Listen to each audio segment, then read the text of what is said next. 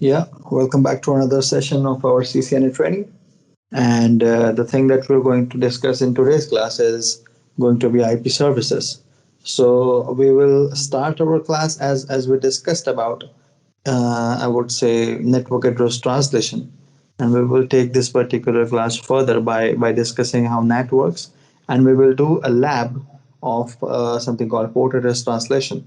So I'll quickly share my screen with you all and we will start this particular class. Let's see. That's great. So, to start the class, network address translation is what we intended to discover.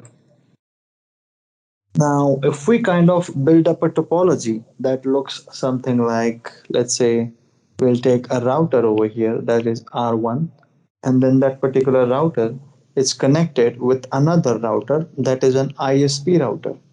But this R1 is also connected with an Ethernet network that is nothing but 192.168.1.0, let's say, okay, slash 24 network. And what's there is this ISP network is further than connected with all the, I would say, WAN links, and let's call it as internet. So whenever if you are situated over here and you want to take this particular communication and reach out somewhere over here on the internet, then how will this particular thing be done? Because what can happen is if you consider much of the networks that are available for public use, then the IP addresses are much essential thing that you need to have in your network, right? So if you are kind of communicating from with one device to another, then what the basic and primary thing that you need to have is IP address configuration.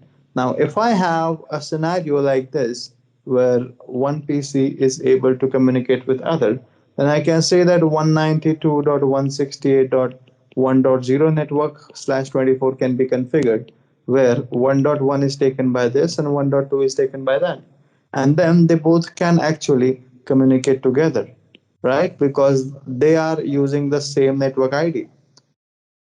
But if I just kind of connect these two users with another, I would say, device, let's say these two users are connected with a switch, and then that switch is connected with a router, then this particular router can actually take traffic from here and then it can attach it over here as well.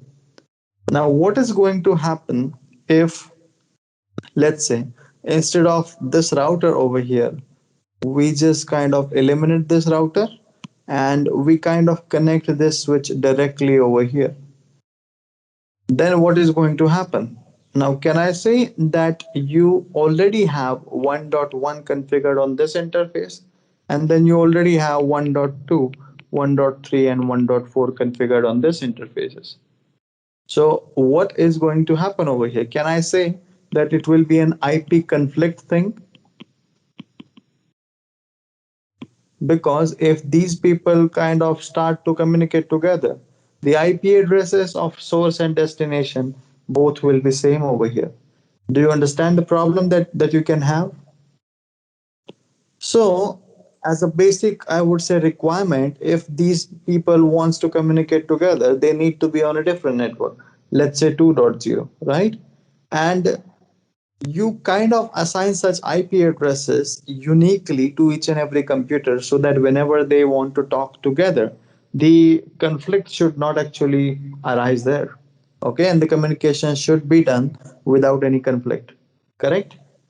But there is kind of a limitation that we have. So as we have been using different classes of IP addresses, if we use class A, then the amount of host prefix that you have is 2 to the power 24, which means you can actually end up having around 16 million IP addresses. But if you use where class B, then you can see that only two host prefixes are there that gives you 16 bits, which means 65,536 IPs. And if you even go in class C, then you can see that only 2 to the power 8 can be assigned to host. That is nothing but equal to 256 IPs. Correct? Now, whenever internet kind of started growing, big companies and big tech giant companies like Apple and IBM and so on, they kind of purchased all these private public IP addresses, because network address translation was kind of a temporary solution that came into the picture as soon as the developers, or I would say manufacturers, identified that the amount of IP addresses that you have are not enough for the number of users that are going to be in the near future of the internet. Okay, the population was around 4 point something billion those days, and now it's almost around 8 billion that we have. And each and every person on this particular earth uh, do carry more than one device, right? It means that you at least you will have your computer and you will have your mobile phone, right? So both of these devices needs to be out there on the network. And if you go ahead and assign each and every public IP addresses from each and every class that you have, the IP address will run out of space. And that is exactly what happened, because as soon as internet announced such addresses like unique addresses, then big giant companies like Apple and IBM and all those companies who have kind of a bigger employee range, they purchased this class A IP addresses, and they do not really use that much of IP addresses or public IPs that they really have purchased of. So most of the IP addresses wasted, because subnetting and VLSM, things like VLSM, were not considered that much in the early age of internet. So then after that, the I would say association started, or I would say the IP addresses were restricted to be provided with certain guidelines or so. So how do you actually get this particular IP addresses? Now there are two type of IP addresses to understand. So yeah, there are two type of IP addresses. One, you have a private IP addresses, and the other, you have public IP addresses. What's this private IP address? Private IP address is something, or it's kind of an address that is allocated to a network device, or I would say allocated to an end device, which do not really wants, or which do not really intends to be to be communicate over the internet. Meaning, you can use 192.168.1.0 or 1.1 or 1.2 on a computer, but you cannot communicate publicly with some other user that is present on the internet with this particular address. You need to have a public IP address for doing such communications. Do you understand that? So that's basically the difference between private and public. Private cannot go over internet, and public basically is the use, or public IP is used for doing the communication over the internet. Do you understand this? Perfect. Now, how things actually work is there is an organization called IANA, and IANA stands for International Association, or International, I would say, Authority for number assignment.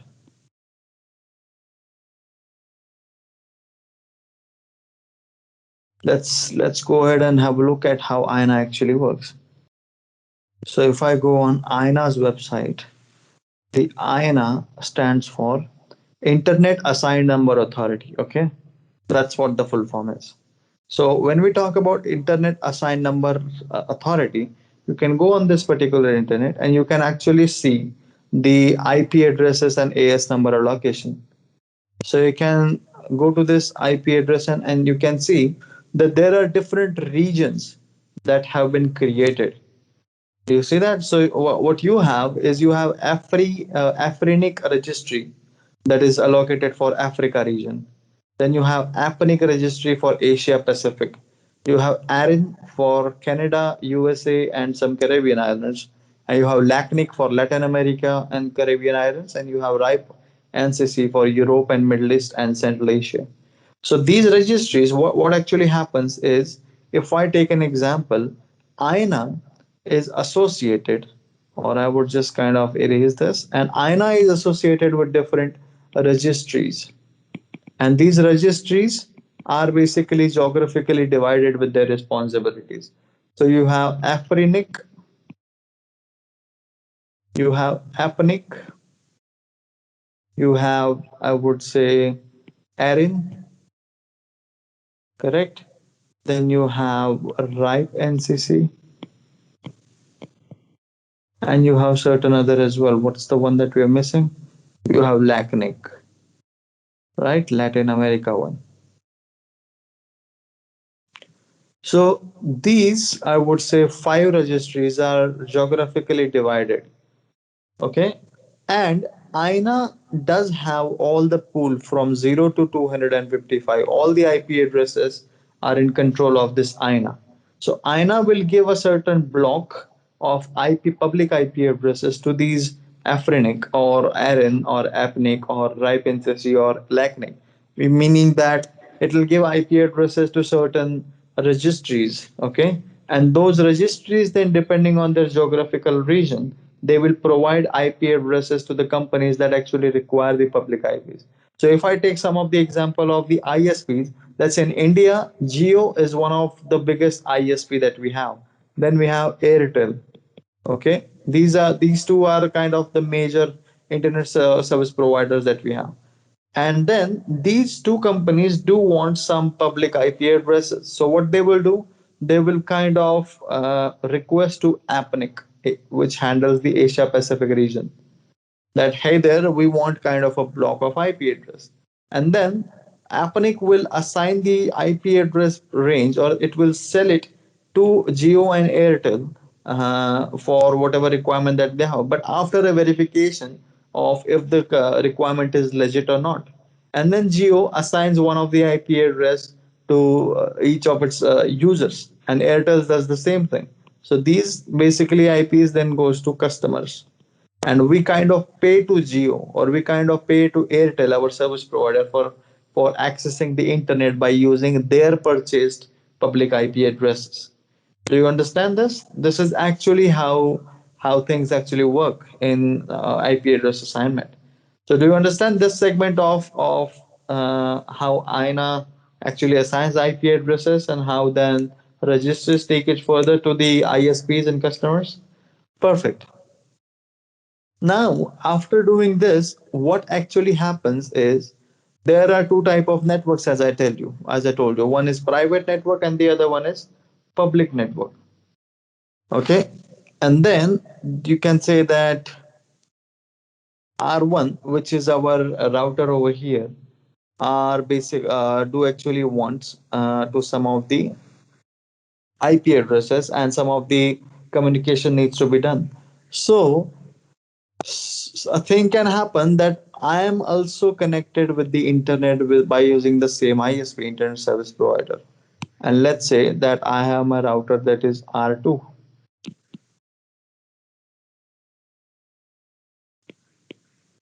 and this R2 again is connected with the same ISP, and I'm using 192.168.1.0. Now, how communication is done over here? The networks are divided into two parts. Okay, one is called as private network, that will be the boundary of your router, like this. This is also a private network. Okay, and then how the communication can move further is, though these private networks are using the IP addresses of same segment or same network, whenever the packet goes off this particular router, let's say whenever it travels from gateway outside of this link, it will no longer, the packets will no longer use the private IP addresses over there. So what happens is there is a specific range of private IP addresses that has been dedicated. And what this range is, the range for private network starts from, for class A, the range is 10.0.0.0/8. Okay, for class B, the range starts from 172.16.0.0/12. Okay, meaning this will span from 10.0.0.0 to 10.255.255.255. For class B, it will be 172.16.0.0 to 172.31. Just clear that. Yeah, 172.31 255 255. And for class C, the network is 192.168.0.0/60. meaning it will span from 192.168.0.0 and it will go till 192.168.255.255. That's what the network is. So you can use any IP address from this particular range, and that IP address will be assumed as a private IP address. Okay, now how this thing works is whenever you kind of purchase a network from your ISP, the ISP connects with you while using a public link. Let's say 213.0.0.0 network slash 24 or slash 30. So dot 2 will be provided over here and dot 1 will be provided over here. And as soon as your packet kind of reaches from here to, let's say, a server that is allocated over here, and that server has an IP address 8888. So if the communication needs to be done from here to here, what the source IP address would be? The source would be 192.168.1.2 and the destination would be 8888. But as soon as the packet reaches out to the gateway kind of changes the source IP address to the public IP address that it carries, that would be 213.0.0 something. Okay, and the destination will be same there. Do you understand that? And that exactly what happens when the communication is done from here to here. And your router will maintain the information about what conversations has been done or what conversions has been done. So that whenever the reply comes up to the gateway, the gateway can forward the same traffic back to the original initiator of the traffic. You get that? No, gateway is basically your router. Gateway is not the ISP. Gateway is your boundary router. Do you understand how this translation works? Or how so, and whatever network that we have outside of this private, everything will be kind of a public network. So even if these both networks are using private 192.168 over here and over here as well, if the communication is happening from here to here and they both end up using the same network, but the IPs are being used in public network. Over here to the gateway of each network, the communication will be done by using public IP addresses. So that's why the information will never, I would say, clash with each other. And this thing, my friends, we call it as network address translation. Do you understand that? That is exactly what we call as network address translation. And there are different types of network address translation. However, we don't use the previously used network address translation methods. But yeah, you can say that the first method is called as static NAT. Okay. And static NAT means that your router will assign one IP address to one public IP address. So one to one mapping is done. And it maintains a table that if there are 10 users, 10.1, 10.2, 10.3, 4, 5, 6, 7, and 10.10, all these IP addresses will get public IP address for each and every user, like 213.0.0.1, 2, 3, and so on till 10. Do you get that? So this was kind of not an opt solution that we should have gone for. That's why static NAT is not really used. Okay. Then the second method over there is dynamic NAT. Now it is also similar like static NAT, but the only difference is the mapping that I showed you, that the table that your router is going to maintain, that what private IP address has received what public IP, that mapping will be done by the pool itself. So in dynamic NAT, it is also one-to-one mapping, but that mapping is done on a random basis. So one-to-one random mapping is done from available pool. So you will just create a pool like a DHCP pool that we create. You will just create a pool of public IP addresses, and any random IP address will be assigned to the user that requests for a public IP address. Do you get that? So these two solutions are not what we actually implement. There is a third solution which is called as port address translation, which we also call it as NAT overload. And by using this NAT overload, we kind of send traffic from one direction to other direction. But the capacity of port address translation states that it can convert more than 65,000 private IP to one public IP, meaning there can be around 65,500 or sorry 65,000 people that can use single public IP address by using a method of port address translation. So what it does is, with every, I would say, private IP address, it attaches a port number. Okay, and the same port number is carried further with the public IP address as well. So if the request comes from 1.1, 1.2, and so on till 1.10, the IP address that will be assigned can same, like 172.18.70, 173.18, and then say colon 1 for the first one, colon 2 for the second one. The actual number would of course be different, but as a demonstration purpose, it uses the same public 32-bit IP address with the different port numbers for each and every user. And that is exactly how port address translation works. Make sense to you? Okay, perfect. So we are going to see a lab of how port address translation actually works, and then we will move further with the next topic. So let's go ahead and see how it actually works, and I'll demonstrate to you. So I'll just share my other screen. All right. Now what we are going to do over here is we'll just take a couple of routers and we'll kind of create a virtual ISP cloud there. R1, R2, R3, and let's say R4. And then you have a local area network that is connected over here with a couple of PCs.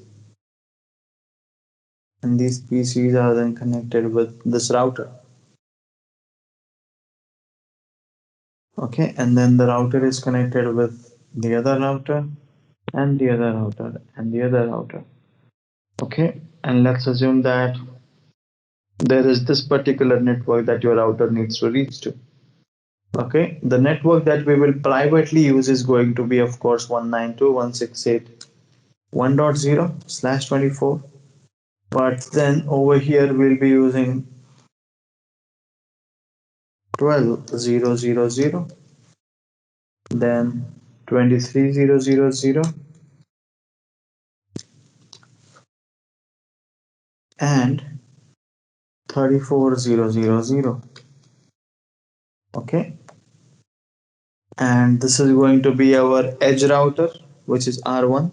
Then these three routers are going to share the common ISP, I would say, cloud, which means routing will be implemented over here. Make sense? So what are we going to do is we are going to advertise only 12 network inside our, I would say, EIGRP cloud. Okay. So we'll create an EIGRP 100 over here. I'll just draw that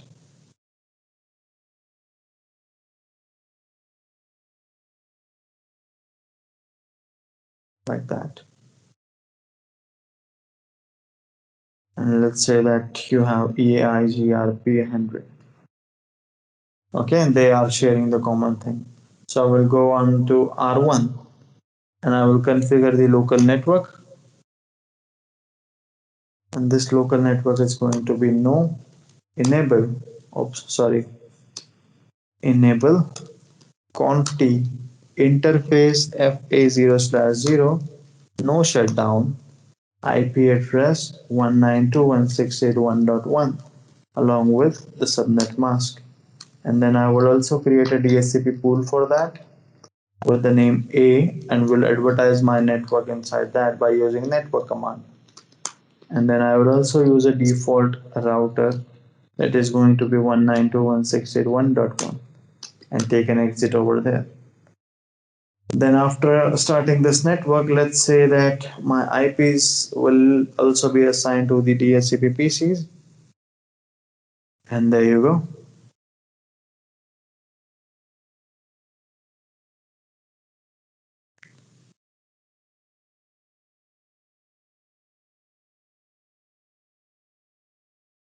And there you go. Then we are going to configure these serial networks on each and every router that we have. So we will just name our router as R1. Okay, I'll say host name is R1, and then I will say interface SE2/0, no shutdown, and say IP address 192, sorry, 12.0.0.1 along with the subnet mask and clock rate of 64,000 and take an exit. Then after that, I will go to the R2 and configure the IP addresses on both the serial interfaces. So let's say going on R2, I will first rename this particular router. Enable conft hostname R2, and let's say interface SE2/0, no shutdown, IP address 12.0.0.2 along with the subnet mask. And then I will change the interface to SE3/0, which is the other interface, this one. And we'll configure another address on this by turning it on and saying IP address 23.0.0.2 255.255.255.0, correct? And then I will also need to add my clock rate on this, which I forgot. So clock rate 64,000. Yeah, that's the config that I will basically do. All right. So after configuring this thing, then what we are going to do is we'll configure the third router and we will name it as R3. No enable conft host name.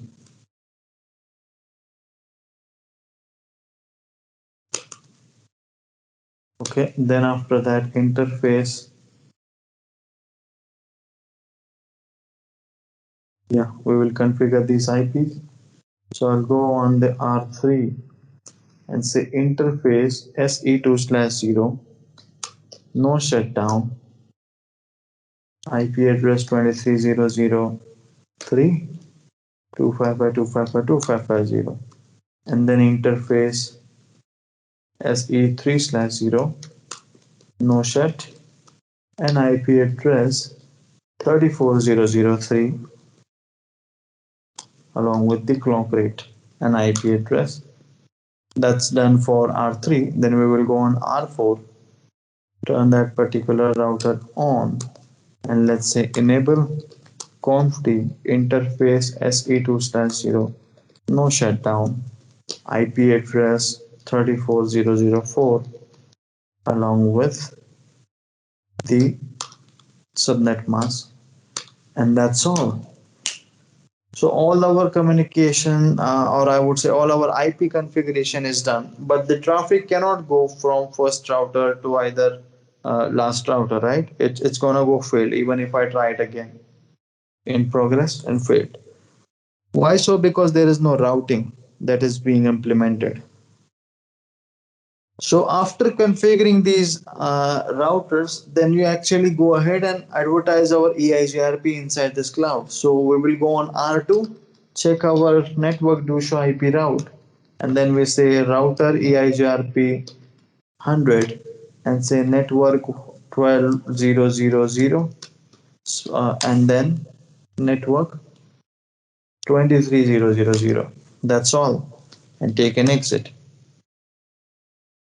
Then go to the next network, that is do show IP route, and say router EIGRP 100 network 23.0.0.0, and there you go, the neighborship came up 34.0.0.0.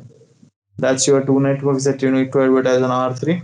Then we go on R4 and say router EIGRP 100 and advertise 34.0.0.0, and your EIGRP will come up. Yeah. So as you can see that our R1, R2 and R3 has synchronized the process of EIGRP config on this, and R1 can actually be able to reach out to R4. sorry, R2 can reach out to R4. So if I check my routing table on R4 or R2, sorry, then you can see that there is an EIGRP route that has been learned. And the one that is advertised on R2 is 12, and the one that you can see over here is 34 as well. But what we are going to do on R1, we are just going to advertise 12.0, and we will not advertise this 192.168.1.0 network. So we will go on R1 and say router EIGRP 100 and say network 12000, and you will see that the neighborship with R2 came up.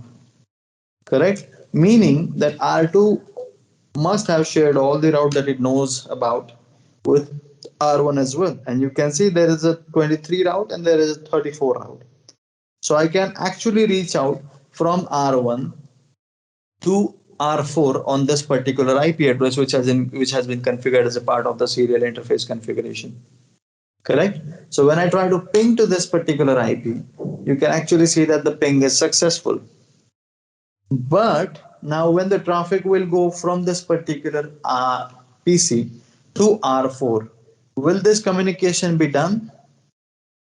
So please submit your inputs into the chat. Would it be possible for the PC to communicate with the R4? Okay, most of you are saying no. And what is the reason behind that? Because there is no route. No, route is there. The R1 knows about 3400. So what PC is going to do, PC is going to look into its local routing table, and it's not gonna find any route that reaches out to the 34 network. And what it's gonna do then, it will forward that particular traffic to the gateway. Then when gateway receives it, gateway actually has the route for the destination. Then gateway will kind of forward this particular traffic onto the destination. Then what's the problem with that? The gateway will check, do I know source IP address? And then the gateway will also check that do I know destination IP address? And it knows both of them. So there's no issue with R1 in sending the traffic. The problem is when the destination is going to reach or receive the traffic, they will kind of actually see that the traffic is coming from an unknown source. The network is not known to them. And that's why your, I would say, traffic will not be encouraged, and that particular traffic will be dropped by the destination. Okay, and that is exactly what the issue would be. That is also not a reverse route issue. The traffic is not going to be replied back. Okay, so that's not a reverse route issue. It's basically an issue that destination device will drop that particular packet. It will not reply to that. Okay, and why is that? Because R2, R3, and R4 do not really know about this 192.168.1.0 network, which is a private network.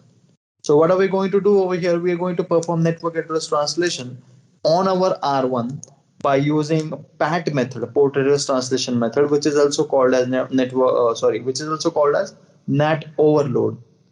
Okay, so we are going to convert any particular IP address or any traffic that comes up from 192.168.1.0 to an address that says 12001. So we are going to convert that particular private network IPs to a public network IP that has been configured on our serial 2/0 network. And for that, we are going to need an access control list to specify the interested traffic that we need to convert. So first step, now here's what you need to note down, okay? The first step is to create an access control list that satisfies the interested traffic. So we basically create a standard access list by specifying a command access list 10, and we say permit 192.168.1.0, okay, along with the subnet mask as we are using the network ID. So that is the access control list that we are going to create. Okay. However, we are not going to apply it on any interface. We are going to apply it on NAT. So then we create a NAT rule by using a command called IP space NAT, and then we are specifying where do we need to do the translation for. We need to translate the inside network. So the private networks are called as inside, and the public network are called as outside. So we need to do inside translation, and then we specify what is the traffic that needs to be translated. So we are going to, I would say, use this particular access control list over here to specify the traffic. And we will say IPNet inside, then we're gonna use source list 10. Okay. And then we will basically use the interface on which uh, we are going to translate the address. Okay, so we will say over here interface SE2/0, and then we will specify overload. Okay, we're going to specify that the source list or the access control list that we're using is 10, and the interface on which the address should be translated is going to be SE2/0, and we are using overload method over here. Okay, which is NAT overloading, which is also called as PAT. So after we use this particular command, the translation will work. Then we need to specify which is our inside interface and which is our outside interface, so that it can understand, the router can actually understand that the translation needs to be done from what interface to what interface. So we go to our interface FA0/0, and then we specify IP NAT inside, and then we go to interface SE2/0 and we say IP NAT outside. There you go. That is exactly how the configuration should be done. So these are going to be our commands for doing the config, and then you can actually see that whenever now if I send traffic from my PC to the destination device, the traffic actually goes successful. Do you see that? And you can use a verification command that says do show IPNAT translations. And you can see that 12.0.0.1 is actually being translated. That's basically the public IP that we are using for a host that has an IP address 192.168.1.2. Do you get that? So these are going to be the commands that you need to use. Okay. First is creating access control list. Second is creating a NAT rule, and then specifying what interface is going to be inside and what is going to be outside. Simple as that. And then you can verify the configuration by using show IP NAT translation. Okay, so you can do this particular lab. Okay, so go ahead, do this particular lab and let me know when you're done. All right, I hope you all are done with this particular thing, the NAT. And then we will move to the next topic that we actually need to discuss over here. So I'll share my other screen. Perfect. So that was NAT, and the last thing that we need to discuss over here from IP services is how DHCP relay works.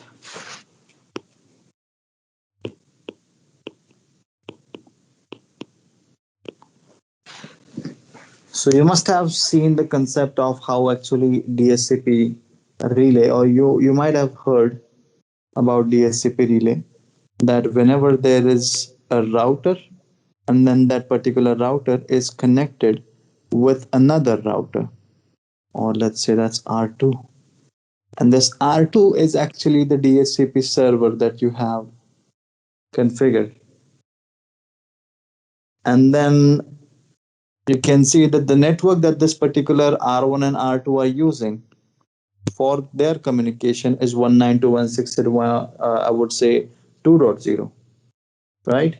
But the Ethernet network that you all are having that is connected with this R1 is not actually the local network.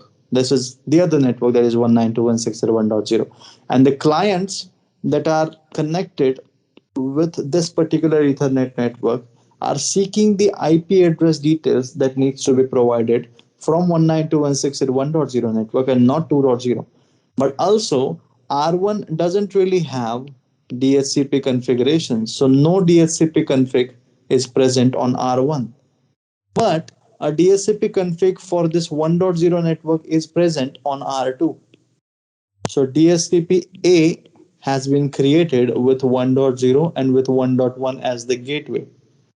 So how are we going to work on this particular thing? Is we will configure our DHCP server on R2 for 1.0 network, and then we will tell our FA0 slash 0 interface of R1 to actually configure the or actually relay the DHCP discover packets to R2, whatever I would say packets that it is getting for the DHCP configuration.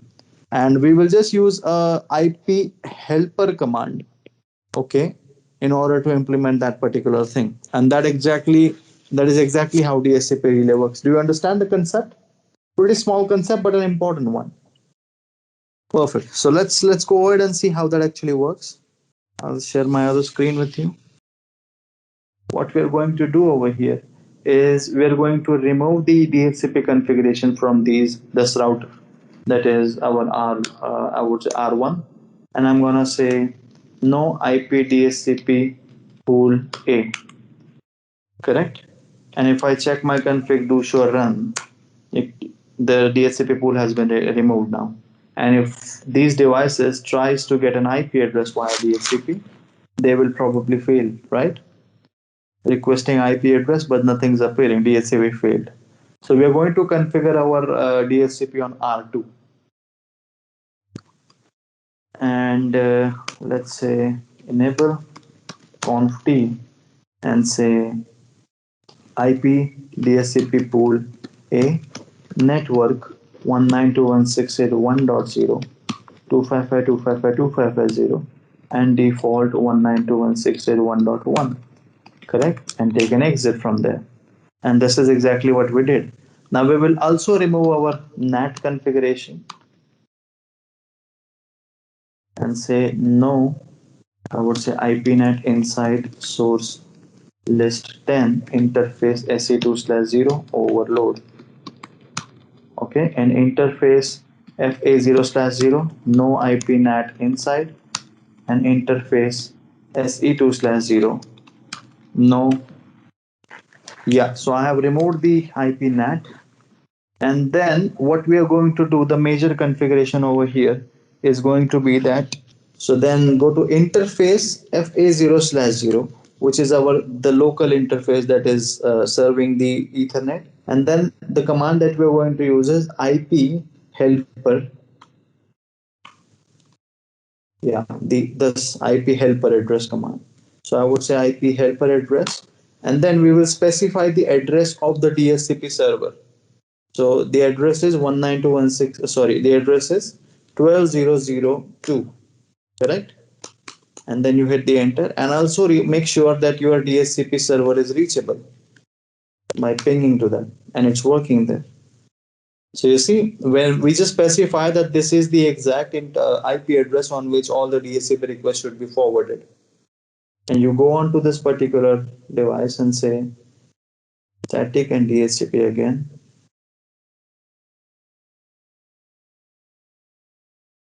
and let's see. Okay, probably we will,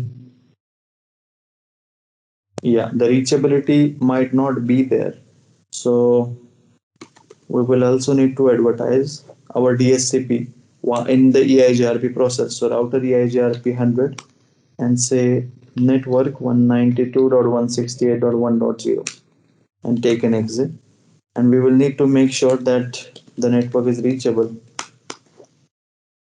Yeah, perfect.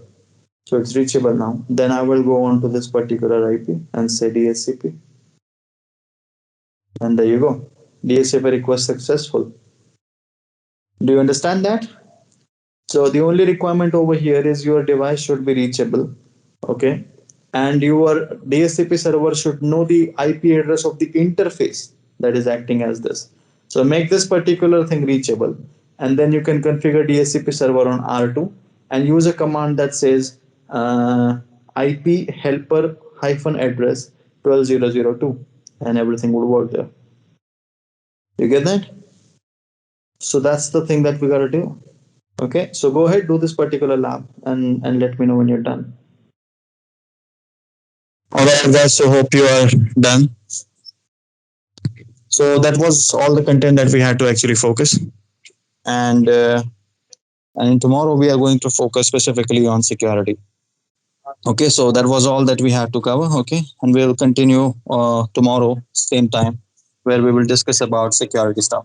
So thank you so much for tuning in. I hope you enjoyed the class, and I'll see you tomorrow.